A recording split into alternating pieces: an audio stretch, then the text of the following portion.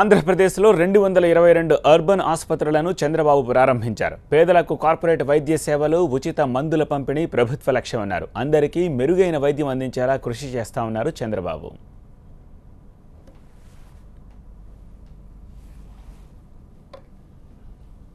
222 places ని ఈరోజు ఒక విధానం తీసుకొచ్చాం. పీపీపీ మోడల్లో ఒక విధానం తీసుకొచ్చాం.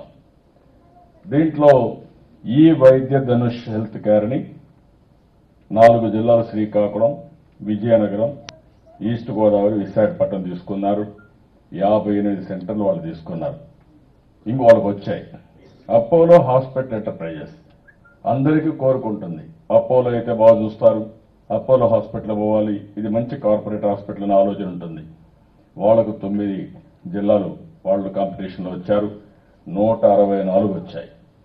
ఈ హాస్పిటల్లో కూడా మీరు ఒకసారి చూస్తే ఉదయం 8 నుంచి 12 గంటల వరకు ఉంటాయి, సాయంత్రం 4 నుంచి 8 గంటల వరకు ఉంటాయి, ఆదివారం కూడా పనిచేస్తాయి.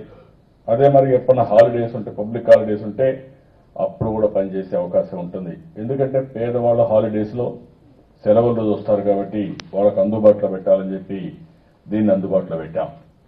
ఇంకొక పక్కన మీరు చూస్తే కవరేజ్ చాలా డిసీజులు తీసుకున్నాం. కార్డియాలజీ కానీ, ఎండోక్రినాలజీ కానీ, ఆర్థోపెడిక్స్ డిసీజెస్ కానీ, జనరల్ ఫిజిషియన్ సర్వీసెస్ కానీ, టెలిమెడిసిన్ కానీ, ఇవన్నీ కూడా ఇంట్రొడ్యూస్ చేశాం.